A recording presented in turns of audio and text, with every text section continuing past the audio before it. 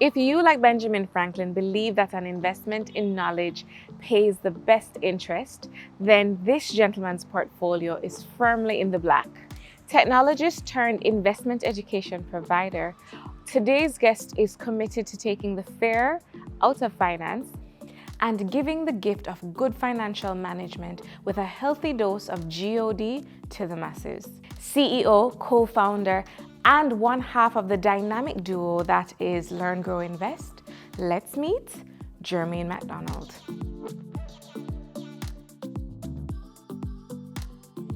Tell me a little bit about what was your first taste of entrepreneurship? Well, that was, or as early as I could remember it, would be when I used to go from school in the evenings. I was in primary school, and as 9 years old, I used to go down to my father's business place. It was downtown at the time, and I remember being able to go around the back. So there used to be these stacks of flour. I don't know if you've ever seen like 100-pound bag of flour or rice. Like the really big, yes, like cement looking almost yes, bags. Yes, exactly that. So there used to be a stack of those. As a child, I'd be able to climb on top of those and just lie down or play or doing whatever. So I was always in the space. I was around him, and it was only a matter of time before I started to learn the business, to learn the ropes. At 13, he allowed me to manage the entire, operations for myself. Well, 13, managing operations. What, yes. what do you mean by that? So I was working with vendors, managing clients. If somebody had an order, I was the one answering the phone. I pretty much did everything he did. Wow. And yeah, it wasn't a big deal to me at the time because I wanted to be like him. So having that opportunity to do it and he never said good job to me. He never said he was proud of me, but the fact that he kept putting me in that position meant I was doing something well, or at least the lack of criticism meant that it was being done well, if that makes sense. Yeah, it completely makes sense. Do you feel as if you understood the value of what it is that you were doing at that time? No. No? No. For me, it was more about, so his business was very cash focused. What was his business? So he was a wholesaler. Right, okay. So food items, grocery items. So it was all about, it made me learn the importance of cash. So everything was cash-based. He recorded things in like a little notebook. So his idea of receivables would be Rachel owes $500. So imagine a brand new book, Rachel owes $500. By the time you get to the end of the book, who knows if Rachel paid? Right. Right? Oh yeah. So it's cash-based, completely manual in that regard, basic items, but important items. Every single household would need those items. Right. So it just made me understand how buying and selling worked. Okay, so I mean, you got the value of cash, you started to see and feel and get involved in that, but you did not immediately go to the money aspect. You ran into tech. You're a big tech guy. How did you transition into tech? How did tech come to the forefront for you? Well, that started when I was 16. I really wanted a computer. My parents could not afford a computer. I remember the quotation that I got. It was actually maybe before I was 16. So I got my first computer when I was maybe about 11 or 12. Cool. So it was 1995, 96. Don't eat yourself on camera, Jermaine. I'm fine doing that. Okay. The quote for the computer in 1995 was $100,000. 100,000 Jamaican dollars in Jamaican that dollars. time. Yes. Whew. And so of course I wasn't gonna get that. Yeah. So what I had to do was settle for a used computer. Because it was used, it didn't last very long, or at least maybe I broke it, I don't know. So in breaking it, I had to figure out how to make it work again.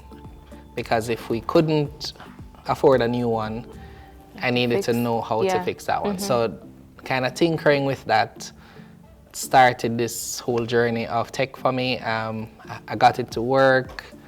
I started to learn about Windows 95, installing operating systems. Then it was Windows 98. So I used to, practice loading the software, assembling the computer, helping others to fix their computers. It didn't start into a business for me though until one day my aunt was kind of like, well, Jerry, I was called Jerry. Jerry, I know you fix computers for persons. I have an issue with my computer. I'm going to carry it to the house for you to look at it. So she brought it all the way in from Linstead. I looked at it for a couple of minutes. I figured out what the problem was. I said, well, at the time the issue was, I believe she said the CD-ROM drive wasn't opening. So I said, it's likely the ribbon that attaches the CD-ROM to the motherboard. So you got into the technical aspect, you pulled it down, you're fixing it. But when I did that, she was a little skeptical of my proposed solution. So she calls the person who sold her the computer. He took him maybe about 45 minutes to an hour to get there.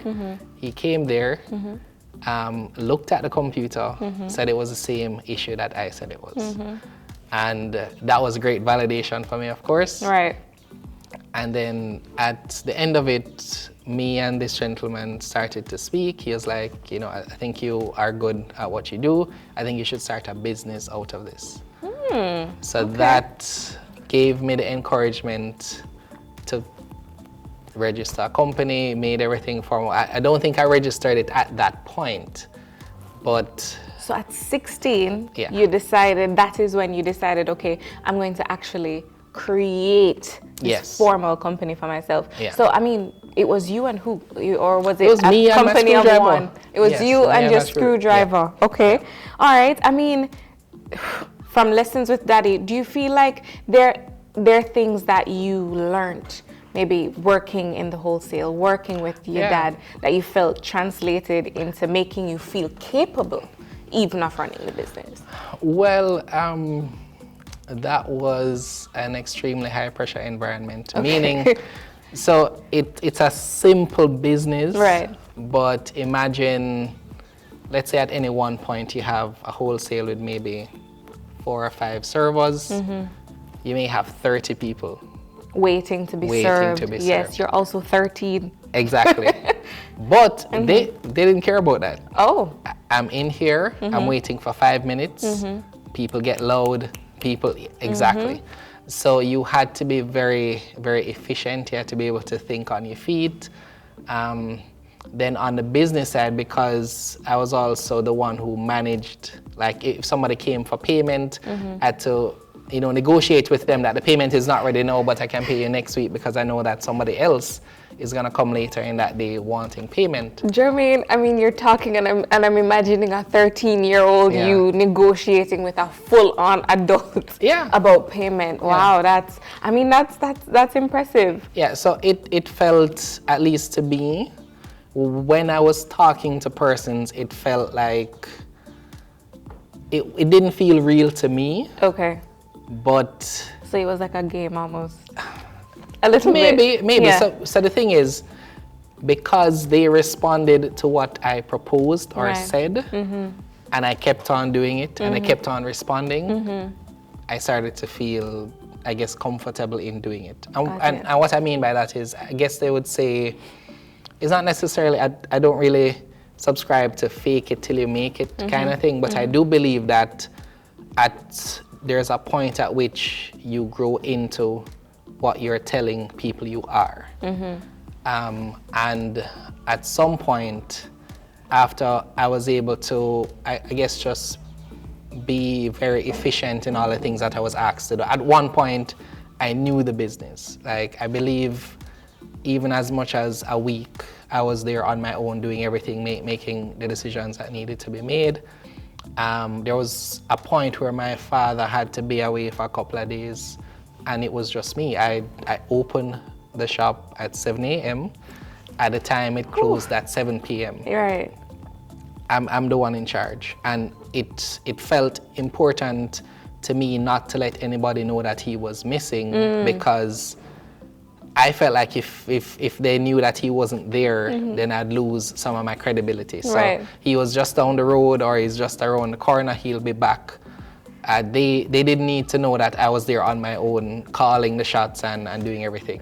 Listen, I want a 12 or 13-year-old like you. I'm not even going to lie. So you had the opportunity to kind of work through the cash aspect of the business. Now you have the practical of the tech under your belt. Tell me a little bit about why it is you chose to formalize some of your knowledge. A lot of people will be like, I already know this from actively working, running a business essentially as a kid. I have, again, this experience and this opportunity where I have the technical knowledge of, you know, fixing computers and whatever. Why did you choose to pursue higher education? And where did you pursue higher education? It was about validation. Okay. So as I'm growing my first company, there were some clients who did not look at me in the same way because I wasn't formally trained. Okay.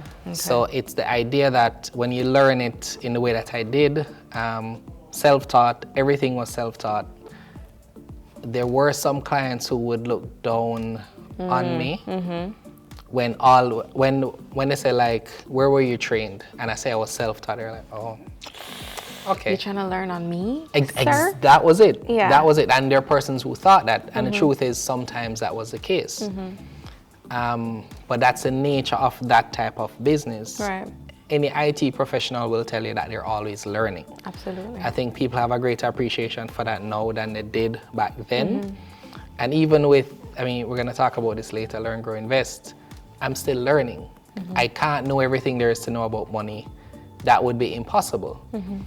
But back then, I didn't necessarily appreciate the fact that I was still learning. So I thought having a degree, having that formal training, even though there were persons I noticed who were trained, who went to university, and they still came to me to fix their computers.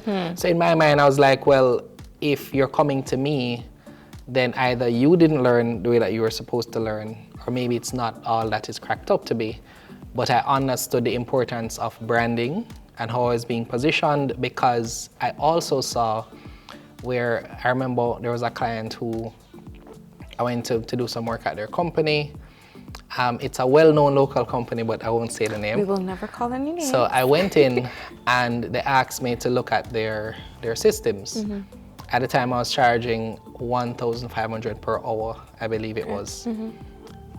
I was out of my depth with something. They called someone else to come in. He charged $10,000 an hour. Okay. So that, Ding! Exactly. And it was never any more clear, if that sentence makes sense. Absolutely. It was absolutely clear at that point that how I'm positioned will determine what I can charge. Okay, so, I mean, you had the experience where you're seeing other people not doing so well with the same higher education that you wanted to pursue.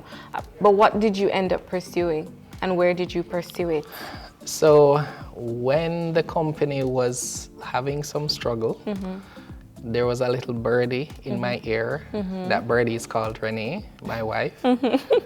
That birdie Make said, a birdie. yes, that birdie said, maybe you should consider going back to school. Okay. I was like, I don't need school. I mean, That's persons... such a common thing that people say, "Ugh, I have the knowledge, I have the skill. Persons are going to school, and I'm not seeing where it's made them decidedly better. Absolutely. And the mindset that I grew up seeing my father, who was self-taught in business as well, being successful, or at least success to me at the time, just the volume of money I saw flow through that business. I knew that if I was able to generate revenues for my business, I'd be fine.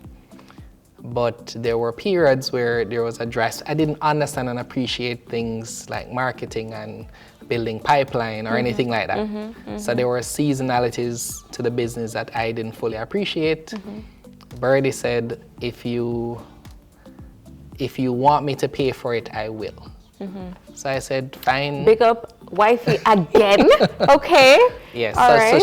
So she paid for university for me. Okay. And I wanted to do well to reward her. Okay. halfway through, I started to realize that it was actually important and that I was actually learning and that it was filling gaps that I had in my knowledge. And so I started to embrace it. So wifey decided, all right, she's doubling down on her investment. She wants you to get there, and she's, committed to getting you into that space. Now that you have that support and that commitment from that end, how did you make a choice of where it is that you wanted to go to? Because, you've had these negative experiences or seeing other people who have gone through that process, but don't really match up to where you were before. Yeah. So how did you choose somewhere that made you feel confident that you're not going to be the same? So when I was trying to decide on a place to go, actually I thought, when I looked at all the options, I thought UCC provided a great balance in terms of what I was looking for, right? It didn't strike me as the typical university at the time. Right.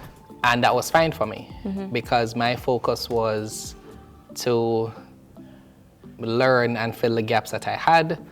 I understood and appreciated that it felt a little bit more formal, almost like a sort of business or company environment, which is kind of what I was used to.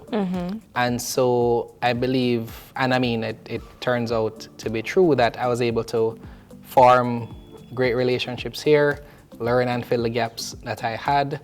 And I really think that me being at UCC led to, maybe the next series of events that brought me to where I am ultimately today. So UCC played a big part in my education, played a big part in me honing leadership skills, played a big part in me embracing my call to leadership, serving through things like being IT club president and student council president and helping persons with their projects. I remember in my first year here, when we did, I believe it was either database admin or college algebra. It was first or second semester.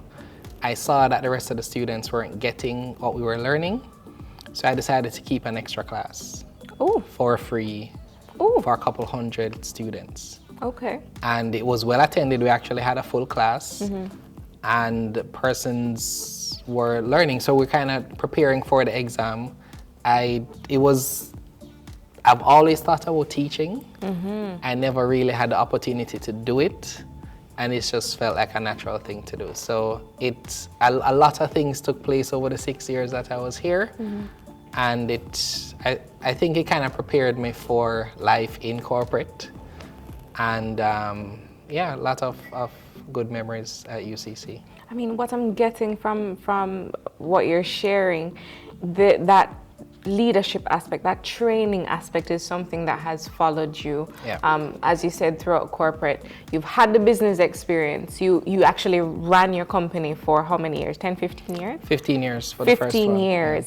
And then you moved into this training aspect. It felt like you doubled down in your training. But we're here today not to talk about your company that you've owned for 10, 15 years, but to actually talk about something that feels almost polar opposite. Not quite, but it's not really related as you would think. Right. But the interesting thing is I've learned maybe in the last couple of years that one of my callings is to teach. So teaching in its basic form is the same, right? It's just like the content that may be different. Maybe the method of delivery may be different depending on the topic, but teaching for the most part, you have knowledge, you want to impart that knowledge, and you try to be as effective as possible. So from teaching those classes for college algebra or any other topic that was there, now teaching persons how to manage their money. It's similar in a lot of ways, and I believe though that because I was able to get that opportunity to kind of hone those skills, it made me more comfortable when I had to sit in front of a camera and teach something that maybe I've never taught before until that point. All right. So what is this thing that you are teaching? You're so passionate about. Tell us a little bit about. Help our audience learn about Learn, Grow, Invest. What is it that you guys do, and who do you serve? So Learn, Grow, Invest. I'd like to say that we're hopefully ultimately going to serve the world, but my business mind says you can't have everybody being your target, right? Absolutely. Marketing 101. Absolutely. So I'll say that we help persons who are looking for a transformation in their finances. And I think that scope works because for some persons, money is transactional. They don't really need to learn about it. They don't need to invest time to manage it better. They just feel like if they have enough money, they'll take care of all their needs. Money can be scary too. So money is actually, everybody has a money history, story. How you spend money shows what you value.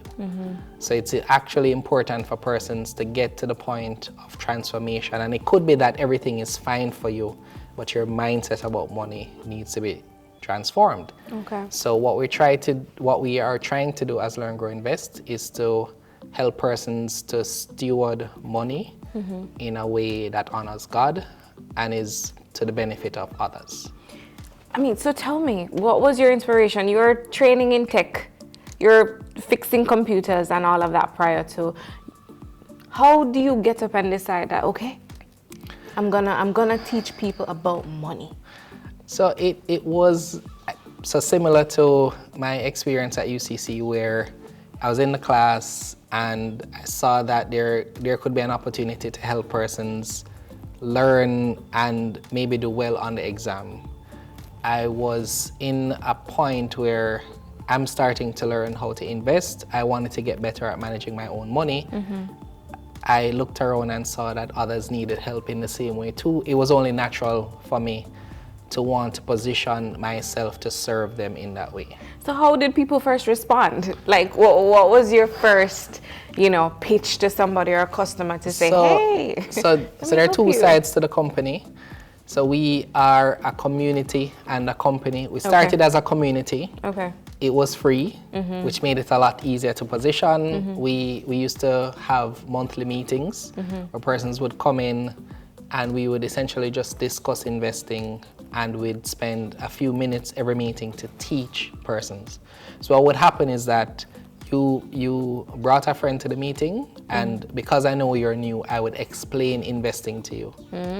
Okay. And what I realized, of course, that was not sustainable because every month there'd be new people, so every month I'd be repeating. Over and over. But the good thing is I got so many reps in repeating the same thing that now, well, maybe when we just started, it took me maybe an hour and a half to explain investing. Now I can probably do it in 5 minutes because I've gotten so many reps in saying the same thing over and over again. So the response was good, meaning persons were just grateful that there was a space where they could discuss investing, learn about money, talk about money. And we hear it all the time. I never learned this in school. Absolutely. That was said a lot. It's still not there. When we started the company now, that was because we had such a strong community. They were the ones encouraging us to start the company. Yeah, I wanted to ask that because, as you said, having a community, everything is free. It's a completely different thing from establishing a business that is there for profit. Yes.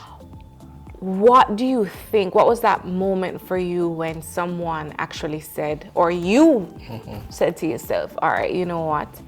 This community is great, but we need to take that next step to register. People are encouraging you. People love to encourage people, We know this, yes, right? But what was that step where maybe the first customer handed over $1 or what happened? So the first kind of validation or thing to say, well, we could have something that's great here, was when we got our first sponsorship contract. Okay. So we had the community. I pitched the idea to a broker to sponsor our content. And what I was able to say about the community is that we have a fully engaged investment community. There are persons who are looking for assistance in these ways. and your product could align with what they're looking for. They saw value, they were willing to sign a contract to that effect. And in the signing of that contract gave us the validation that we needed to move forward and register a company, because if we could build that relationship with one company, provide value to both them and our community, then maybe other persons are looking to provide and receive value in that way as well. So we thought it made sense. And there was also the aspect that we saw where, and I say we, me and my wife, where we saw that for us to continue to do the outreach that we wanted to do, we needed to fund it. And I don't know if you've ever been in a case where you're trying to get sponsorship continually, it's hard. So instead of us trying to get sponsorship for the outreach, we thought we'd run a business and that company's mandate could be outreach, so we can justify spending money on free classes to churches and schools, donations for children's homes to be improved. All the things that we've ever wanted to do in terms of giving back, we could do through the company. And the good thing is there is some allowance in terms of our taxes or how you manage a business to do that. So it just seemed like it made sense. I mean, it did. You managed to test your market before coming to market, all of these wonderful things that you've managed to do. But when you said that you went to this corporate sponsor, you have this great product. But one of the things that I understand is very important for you is the Christianity aspect and the religious aspect of it. Finance is decidedly capitalistic. So how did you balance, or how was it received that this aspect of Christianity was such at a high level, highly visible part of your business then? So I'll tell you a story. Okay. Two things come to mind when you ask me that question. We did a video called Stocks to Watch, and this is where we explain to persons, we help persons figure out how to make their own investments, right? So I'm not a financial advisor. I can't tell you, Rachel, what to buy. Right. I'm a financial coach. I can help provide you with a list of steps that can help you make the right decision. Right. So we do content to help persons do that. Now, we did one called Stocks to Watch. It's one of our best performing videos. A very distinct hallmark of our content is that we pray before each live session. We've done over 240 videos. We've prayed before every single one of them. Someone saw that video, messaged underneath to say, why would you include Jesus with money? Right. The two don't go together. Just leave the Jesus thing out of it. And when I saw that, I was not surprised, I wasn't disturbed or anything like that. I thought about my response for maybe a half a day, spoke to my pastor about it, and what I was more concerned about doing is responding in love. So that's the first thing. The second thing, I remember we had invited someone for an interview on our channel. When we shared the agenda, at the top of that agenda is opening prayer. Right. Person says, can we just remove the prayer? I mean, it seemed like just a very simple request. It's not for me. I have an audience that I don't think would appreciate it. Again, I saw it, thought carefully about how to respond, and I, as gently as I could, say, no, we can't remove it. We're a faith-based community, and as such, us acknowledging that God is the center of what we do is extremely important for us. So we can't remove it. I hope that you understand. If you choose not to do the interview, that's okay. And it became a discussion. The person considered not doing the interview, and we did not overreact. We simply remained consistent and said, this is why, this is a part of our community. You are coming to our community. It's okay. I don't think persons would see you differently because you you are a part, you are doing an interview with a faith-based company, right? The person ultimately agreed. And so the reason why I mentioned that second one is that a member of that person's team who was on the email trail reached out to us and said, that exchange between the two of us was one of the biggest testimonies in his life about standing firm in his faith. Wow. So that was not my intention. Right. But it's, I think, a great example of the importance of us doing what we do.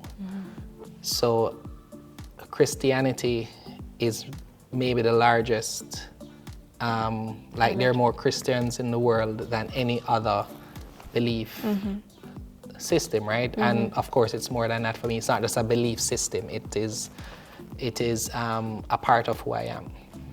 And for me, that testimony that person passed on to me said that the way that we're going about operating, the way that we're building this community, the way that we're building this business is the right way.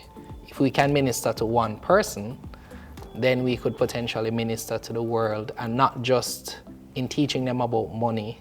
It's about how we operate the business, how we treat our employees, how we work with sponsors, how we work with everyone. It can be an example, because if we are teaching people about money, and maybe they can learn other things, like maybe how to treat each other, maybe how to, just have a positive impact on others, then we can, accomplish multiple purposes with Learn, Grow, Invest. One action. I mean, that's incredible. I mean, that's a pretty big challenge, something that you had to back up. Do you feel as if there are any other challenges that really stood out for you? Well, we're talking Just about one. money. Yeah. So that in itself is challenging, because there are so many things in this world that teach us to get rich quick, to take shortcuts, to gamble. #chop life. And it's important for us to be countercultural in that regard. So it's not easy to remain consistent in who we are, but it's not always easy to, it's not always easy to focus on where we want to be long term. And what I mean by that is there are sometimes things that come up that may tempt us to focus on short term. And what I mean by that is so I mentioned before that we're looking to help persons with transformation. If you think about what transformation really means, there are some persons who may want something superficial. So you want to have the appearance of you're making money or building wealth. The person who wants something short or fast would go to gambling. Right. You put some money down, you have a chance within a few hours or a few days to get something that seems like a reasonable return. We are challenging people, we're challenging ourselves to have a message that wealth obtained in that way does not last. And we see that, of course, with data that shows persons who win the lotto are likely to be broke again. In 5 years, I think, Yes, or less. right?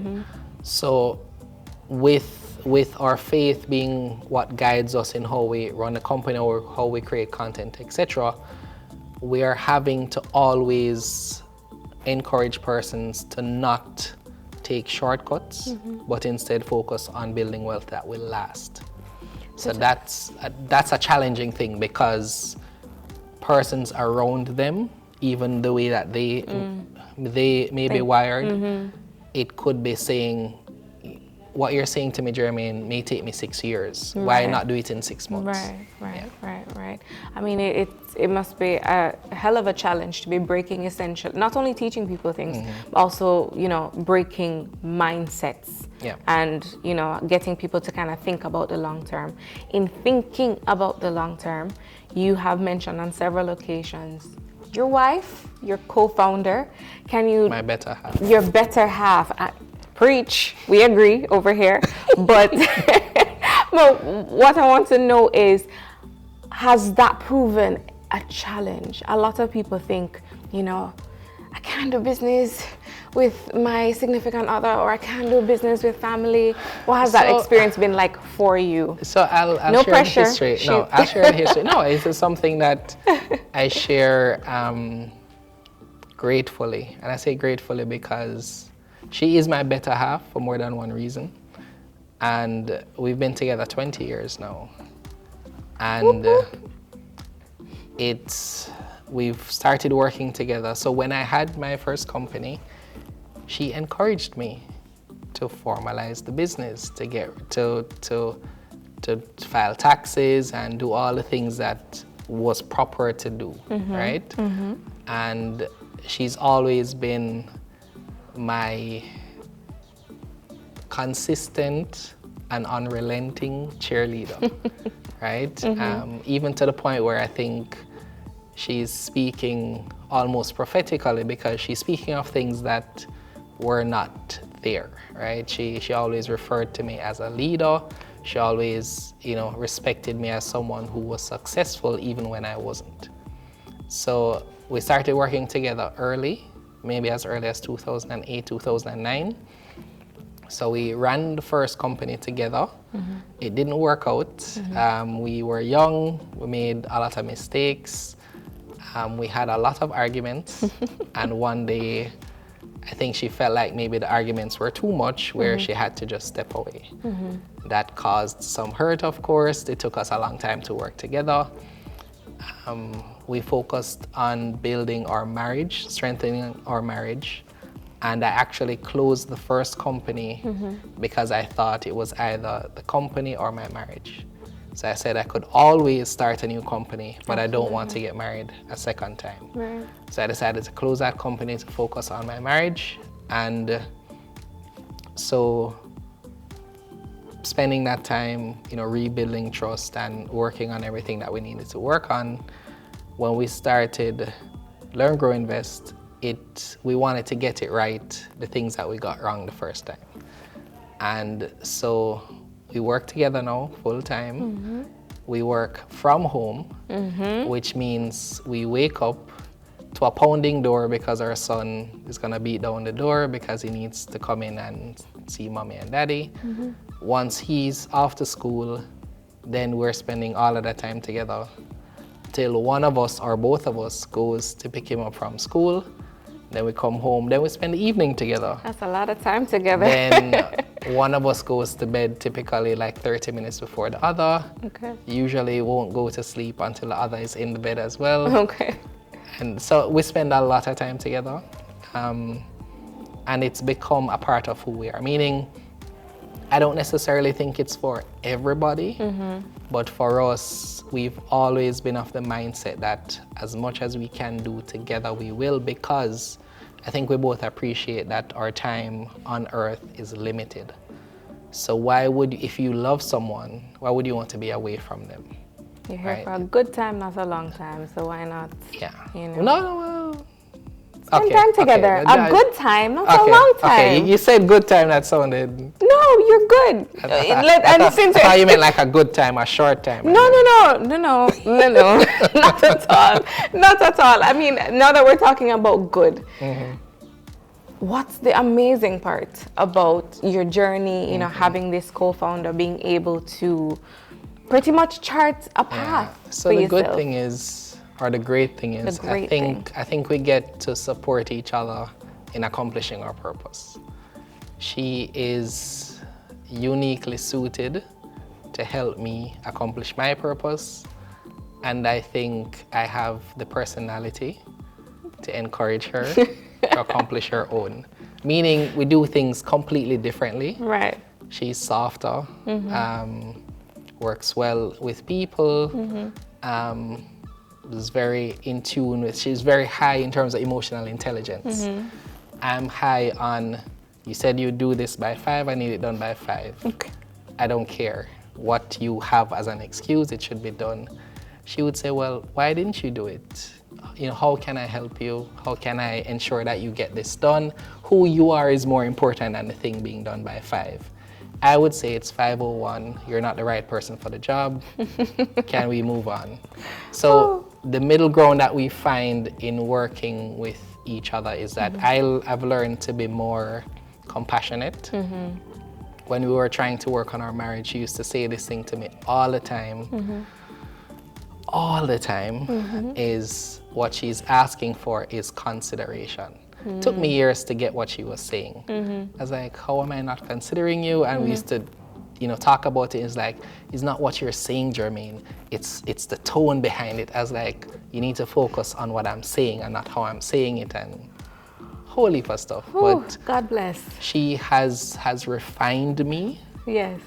Where it's easier to just embrace the pruning than to resist. So now it's just great for us to be able to work together, to support each other, to help the other, accomplish our God-given goals. And it's just a great experience because we get to share all of those things. It means though that when we sit down for dinner, we're probably going to talk about business. Because it's not like we can tell each other about our day because we just spent the day together. Right. Yeah. Okay, I'm sure you're a better tree for the pruning, right? Yeah. Absolutely. Yeah. So let's think long term. We know the impact you've been able to have with your community over the past 5 years. You mean you've gone ahead and formalized and you're now a limited liability company. Yes. What is next for Learn, Grow, Invest and Jermaine? More pruning? Definitely more pruning, I think. So I'll start with maybe what's for me first and then the company. For me, I am looking forward to the challenge of being a father. I'm looking forward to making right the things that I got wrong with my first company. I'm looking forward to growing as a person, and I think that at this stage, it's about legacy for me. And I know that's something that people throw around, but I think for me, it's like I'm always thinking about what's gonna happen 100 years from now.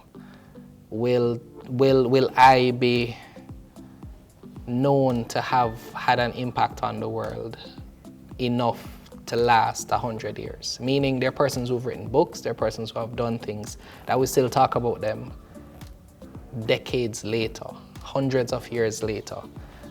I want to get to a point personally where I can leave that legacy. Now, I may do it through business, I may do it through, whatever.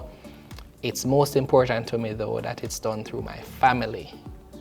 So it's that balance now to say, well, do I want to leave a legacy on the world or do I want to leave a legacy on my son, my family? Because they may not be the same things.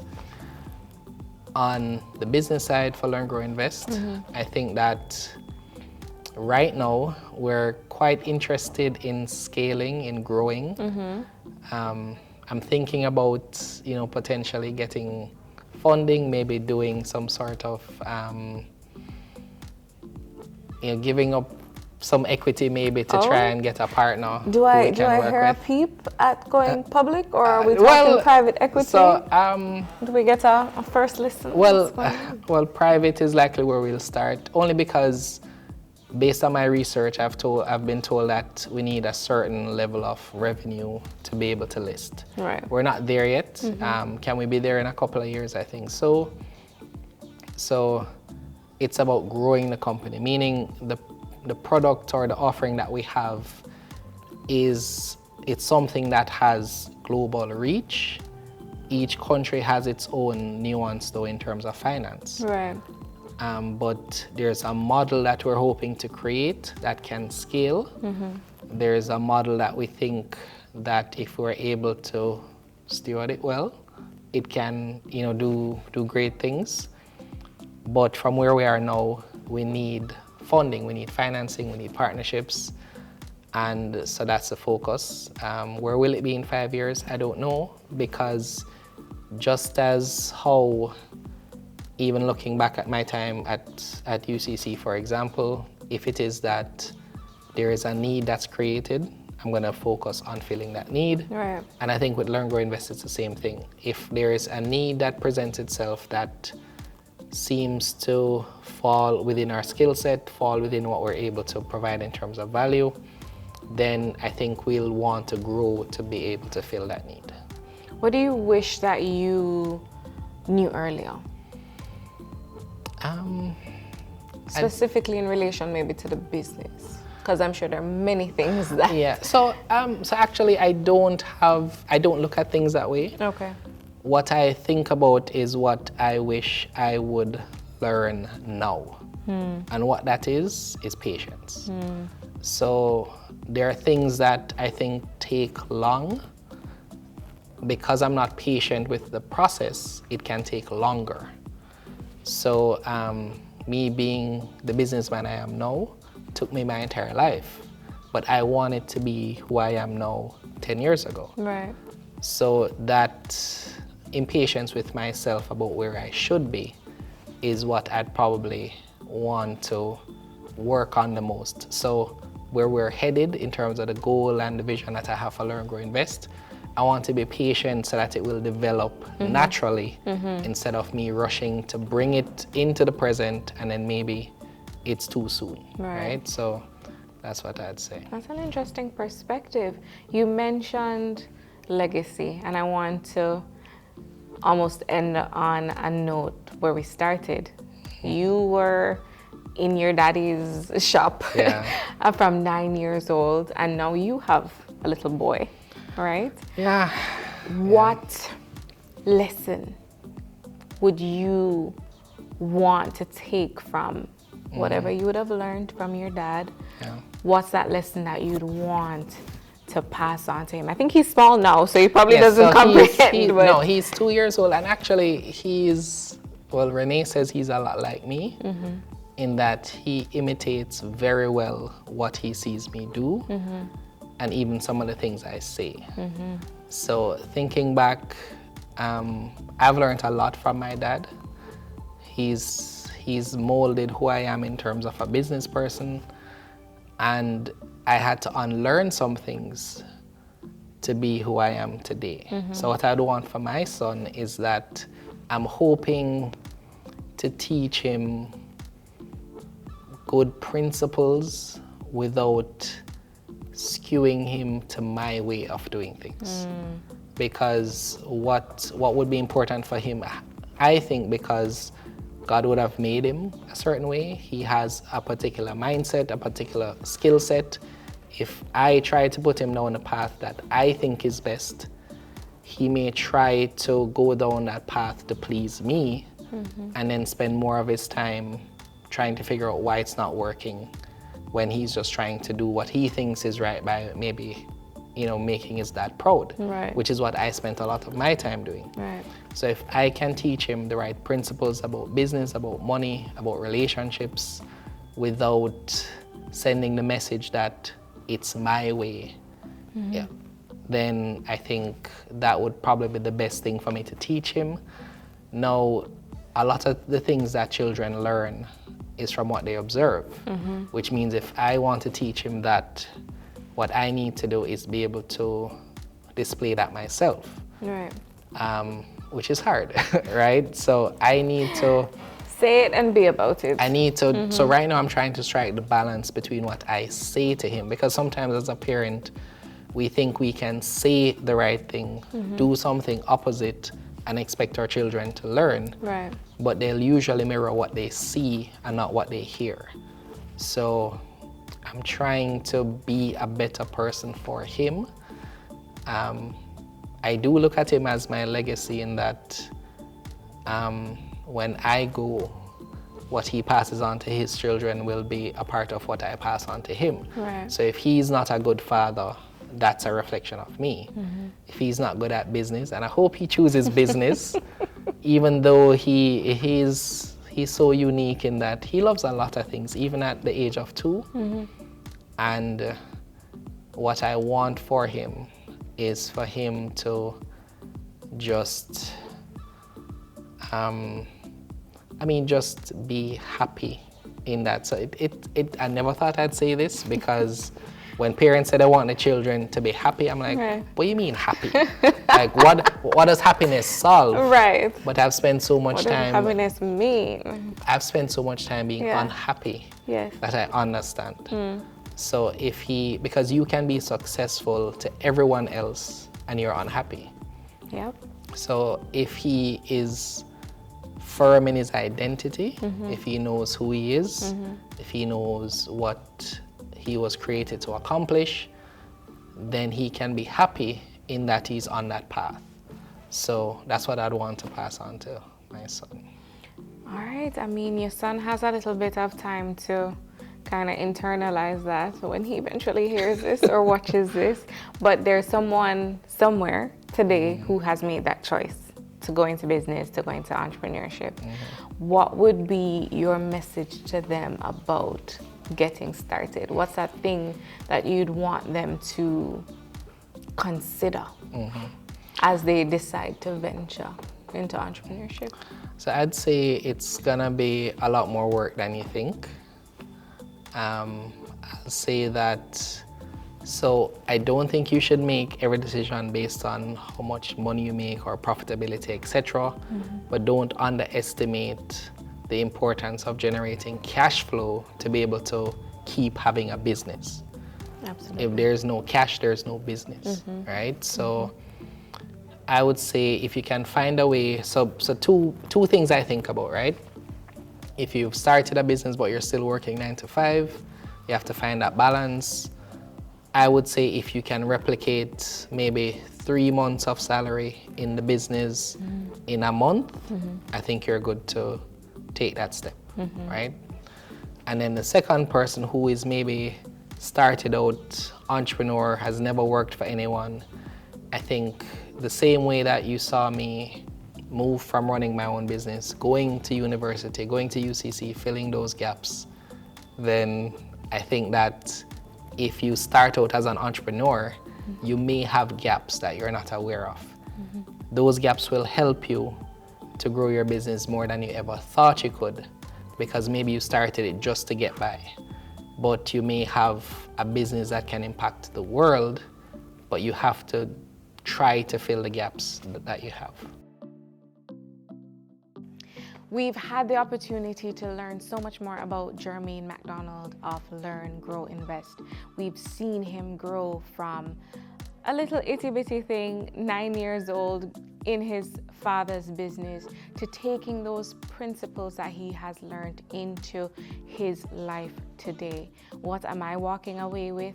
3 things. Invest in people and your family. Invest in higher education, because sometimes as entrepreneurs, we do need some support to fill the gaps. And last but certainly not least, invest in your calling. It may have a greater impact than you can possibly imagine on your entrepreneurial journey. As always, remember to start with what you have, when you can, and just do it.